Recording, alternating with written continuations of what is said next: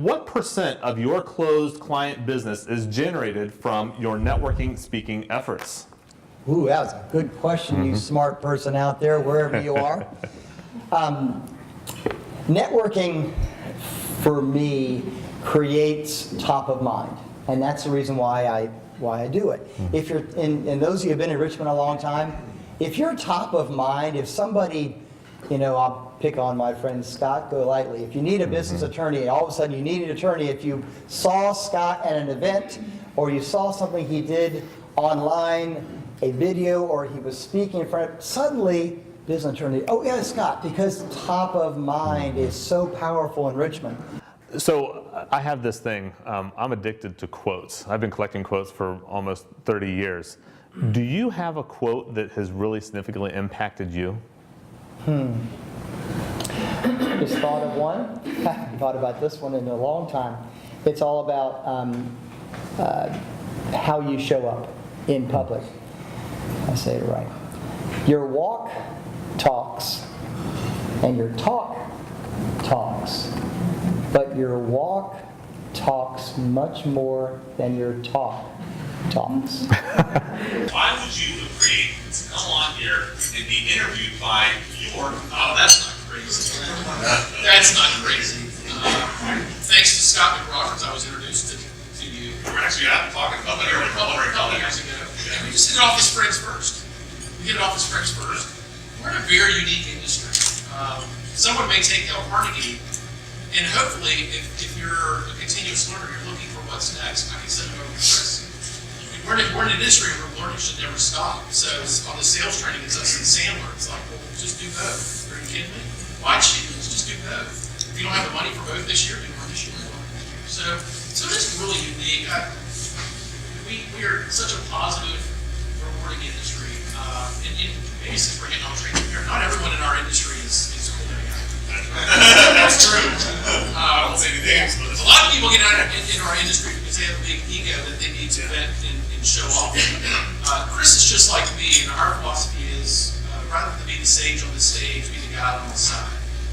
So I know your part. It was easy for me to come on here because if it does go bad, I'll just find a way to get you back. What are your thoughts about who you believe your biggest competition really is? Indifference. I compete against indifference. 97% of the general population will not engage when offered for free, meaning somebody else is paying for it, the company's paying for it. 97% of the population will not engage in a personal and professional development exercise. It blows my mind. And then you ask them to pay for that, then the percentage gets really tiny, right? Because who wants to go through all that? So I totally have, in 17 years at Carnegie, I've competed against indifference, status quo. I'm comfortable the way things are. I want that over there, but I'm not really willing to go for all the things that you need to do to get there. It's frightening for some people to think they can change to get a different result. What is the best advice that you have ever received, and on the other side, that you have actually given others? No one can ever do it as good as you. Get over it. Is it the same thing when you say anything and when you go? Oh yeah, all the time. What is greatness to do? I know that was a topic you Yeah, guys had, right? Yeah, well, as I explained earlier, I think it's truly the impact that you have on other people. It's think less about yourself and more about the other person. Right. Because we are designed to think about ourselves, protect ourselves, be self-centered. We are designed that way. So if you're married and you keep thinking, gosh, my spouse is so self-centered. Well, in a way, they're designed that way.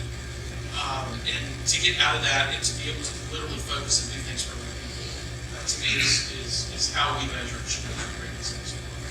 How do you define success? Like, really, what does success mean to you? What's that look like? We didn't practice this question. No, we didn't. Yeah. That's why it's an authentic interview. Oh, Lord. Yes, thanks. I remember that now. Success. I think I did share with you that success is different for everybody. Everybody knows the different definition for success. To me, success is doing what you're meant to be doing. It's setting your mind to do something, however little or big it is, and getting there. How do you, I'd be very interested in this because clearly you have a very full plate, right? How do you prioritize between Fab Women and like really everything else that you do? You've got a lot of plate spinning. I have great support, and I think when you were teaching on this, I was actually making some notes. I have a day job that I love because it's teaching people about finances, which is back to work, and empowering them around their finances. I have a great support team with Fat Women. So for business owners to think, and I think you and I talked about this, that you can do it all, you really can't. And sometimes we think, I can't afford to hire someone, or I can't, but you got to decide what matters more. Is it spending the time doing something that's not generating income, or letting someone do that and you go out and do what you do best? Why is it important where you network and with whom? It seems like that was a very purposeful question for some reason. Well, I think it depends on, like we talked about, on why you're networking. So if you're out networking because you're focusing on business and business growth, then it's important for you to be plugged in with the businesses that you're looking for, Right. or that can help you. You are now in the hottest place in Richmond, Scott's Addition. So what is it that you like about being in Scott's Addition? So we were previously over off of on Bayberry Court, Forest and Glenside area, and had a very nice office. And I never knew or saw anybody else besides the people in my office. So I would walk down to JJ's office and see him. But in Scott's Addition, there are always people on the street. There are restaurants and a brewery or two. A couple. Where I like to take meetings. And always running into people I know and people I want to know. And it's just the vibe is very entrepreneurial and exciting. Good. You and I met at a brewery recently. Yeah. I think you actually owe me some beers, right? I do. Okay. So you guys all heard that, right? Okay. I've seen some recent posts about Virginia Council CEO members, specifically the RVA 25 and the Inc. 5000 list. So, I mean, I'm sure you would like to be able to say it's all because they've been in the council, but can you tell us maybe a little about how that might be an ingredient that has led to their success? I think it had, Jim Fitzgerald from Teardale is over there. He's been on the Inc. list, 10 times in a row, Jim? Wow. Pretty unprecedented. Not many people do that. And it's certainly not because of Virginia Council of CEOs. It's because Jim's an outstanding entrepreneur. But I think we might have helped a little along the way. It's no coincidence that I joined the council 10 years ago. There you go. Thanks, Jim. What does success look like? How do you know you're successful? I know success when I get a phone call from a member or an email and they describe how their involvement in the council has changed their life. And I had one about a year or two ago, a guy who's in a family business. His dad was like holding on to stuff and wouldn't really participate in the transition that was obviously needed to be made. And had a strained relationship with his dad, but he was clearly the future of the company. And he was, in fact, the president and CEO, but his dad was sort of holding on to the purse strings and everything else. And he said, 2 years in my roundtable, they helped me work through that and find ways to move that situation. And now I have a great relationship with my dad. The business is growing. Wow. But in a broader sense, we look at a lot of metrics. Attendance at roundtables, 94% every month. Wow. Retention is around 90% every year. I think if those numbers went down significantly, I would feel worried about if we were doing the right stuff. What have you learned about leadership specifically that you just simply could not have learned otherwise from as a result of you being the executive director? You didn't tell me you were going to ask that. I didn't tell you what I was asking any of these questions, right? What have I learned about leadership? Back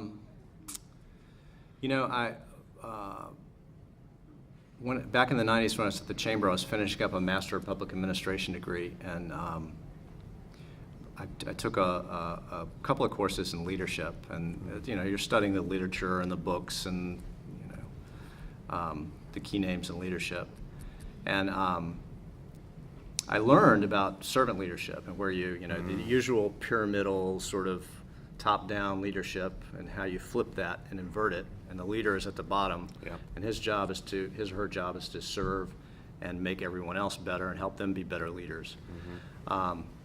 And I learned that, but I didn't understand it. And this organization grew under that philosophy entirely, because if I had started this, and I probably had the opportunity to take this out of the chamber and start it as a for-profit enterprise that was just Scott McRoberts, I would not have had the advantage of a committed board of directors, volunteers in every capacity. And that's been the model. It's me there for a while all by myself, but I had a huge pyramid of volunteers and engaged people with me, and my job was to support them and lift them up and make them better. And I think that is in most organizations, that's the preferred way to lead. You and I have at least one thing in common. We're actually both introverts, and people are sometimes surprised to hear me say that. I'm sure they're surprised to hear you sometimes being the leader of this. Have you found that to be, would you describe as an asset or really a detriment, the fact that you're kind of introverted?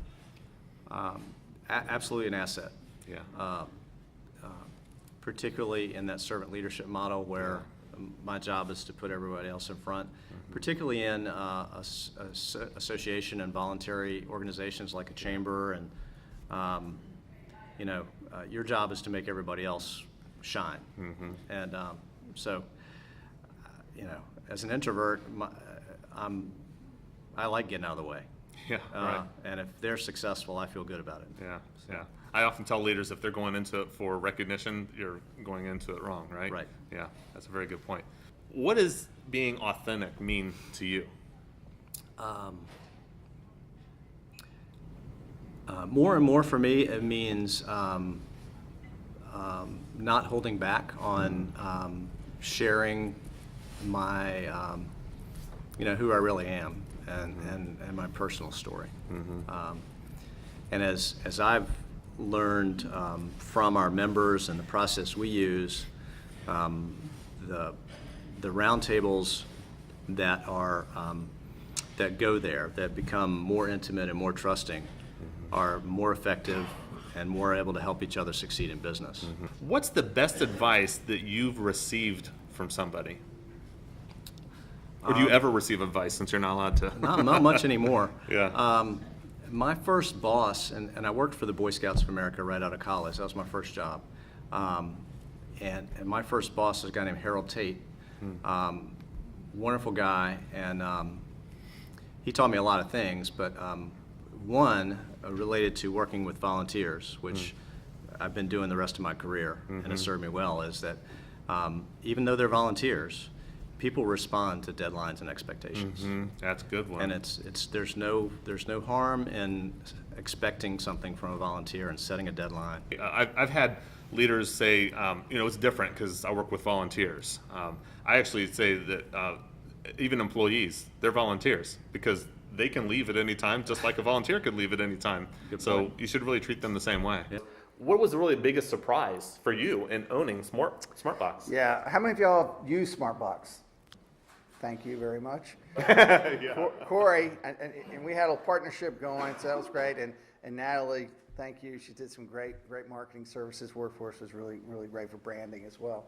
That was an acquisition I made when the founders of that company, I did not found it, I bought it. It was a concept here in Richmond, founded here in Richmond, and they came and said, would you like to invest? And I looked at the business model, and at that time, this was 2004, Pods was really making a huge growth mode across the country, but nobody was following them. There was no fast follower to what they were doing. I felt, well, maybe there's an opportunity here if we can differentiate the business model enough from what they're doing to become a fast follower. And so to make from a business standpoint, they said, well, why don't you make an investment? And I said, well, why aren't you making an additional investment as the founder?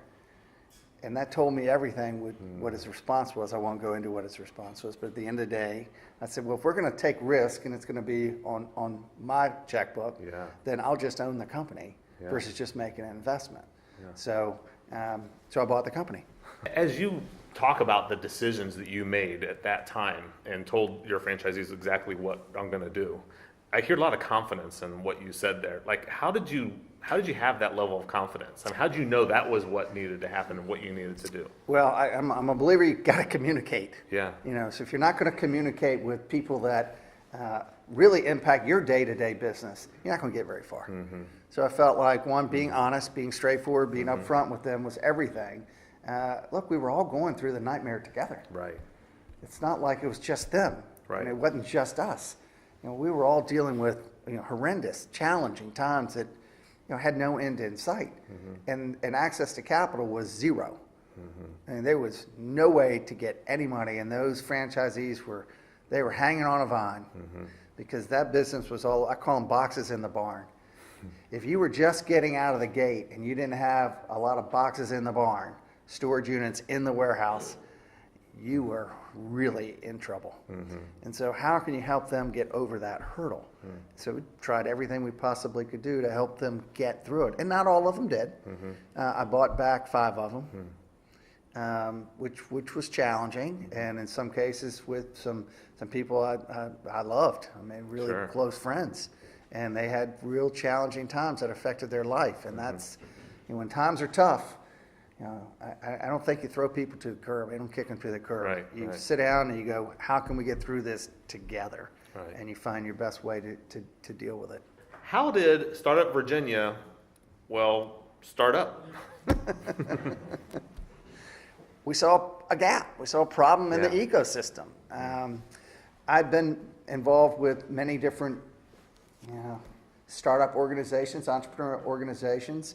I've been involved with universities doing mentoring with startups there. And typically a startup comes out of a university and they go, well, mom and dad says I got to get a job. And so that idea typically goes on the shelf. And we can't have that. So that's one. We have a phenomenal opportunity in Richmond. The accolades, the beer, the food, the entertainment, the river, the people. This is a great community, and the rest of the country and the rest of the world are taking note. And we're getting all these things written about us that are really positive. Not the least of which is we're the #2 millennial growth town in America right now. How many knew that? I did not know that. Yeah.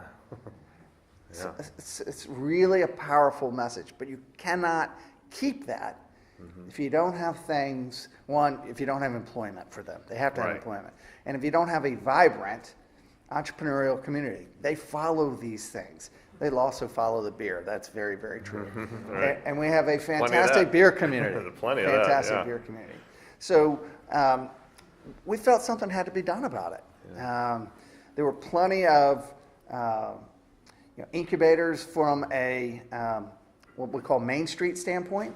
Main Street business is, in essence, a one-off business.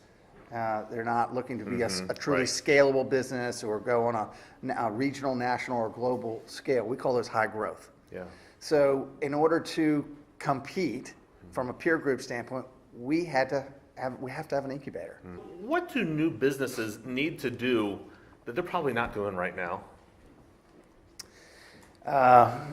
That's a really open-ended question, Chris. Oh, I know. Okay, what do I need to do that I'm probably not doing? Well, one of the things that we've seen from startups, and was really surprising. I did not expect what I'm about to say. I didn't expect this to be the case. You get all these really, really smart people coming out of college, incredibly book smart, not necessarily street smart, but book smart. The one thing that they all are short on is pitching. Oh, really? All of them. Really surprising. So So what do you mean by pitching? Like, what about it? creating pitch decks and Okay. being able to stand up and present against that pitch deck. Okay. They were just weak. Doesn't mean that they can't stand up and give presentations. We're talking about giving a presentation, building a pitch deck, and giving a presentation against that.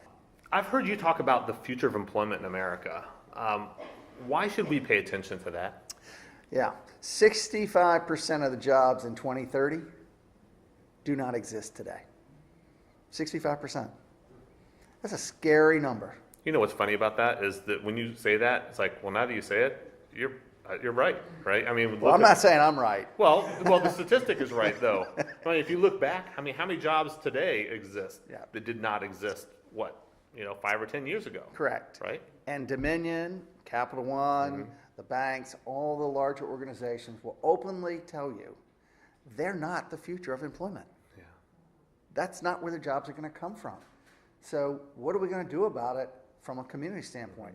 We've got to be self-creators of opportunity. And that's why this startup opportunity is so huge. And it has to work. What is passion, and how do you know if someone really has it? Oh, that's a good question. This kind of gets back to, can you teach entrepreneurship? I think you can teach entrepreneurship from a thought process, but I don't think you can teach somebody to be necessarily an entrepreneur. I think there are certain innate skills that come from just how you grow through life that fit for being entrepreneurial. And one of them is being passionate. Do you have certain structural skills as you're growing through life to be that kind of a leader? It's a gut thing. Do you have that inner drive, that perseverance? I always like to ask people, did you play sports? Were you a captain of the sports team? I'm trying to look for different components when doing interviews. Sounds like a simple, basic question, but it can tell a lot about a person early on based on what they've been doing, and then you can drill down into questions related to that and see how they handle it. I'm a competitive person. Not to a fault, I don't think, but I am competitive. I like to win, or maybe I don't like to lose. I'm not a sore loser. I've lost many times. What does it mean for a leader to be authentic? Man, you're tying it all back to your gig here. I love this. This is good. Would you recommend that? I like this. Thanks for calling that out, by the way. When we got together before, we did this for hours. We were laughing so much, having a great time. So this is, I love sitting down with you. It's good. Well, I think it's really a great name. I think Authentic Leader is a perfect name because what matters in today's world is truly being honest, direct. We don't have time to drag things out. I mean, that's what governments do, and it gets everybody in trouble. So I'm not a fan of that. So being authentic is, I thought that name was perfect. When I first heard, I'm like, damn, that is a really, really great name. Thanks. I really liked it. So for me personally, it's the things I've been talking about today. I think you have to be the change. Yeah. You got to be willing to do that, and you got to be authentic and not egotistical about it. Certainly you have your convictions. You believe in what you believe, but if somebody has another perspective, you should listen to it because it could change your own perspective.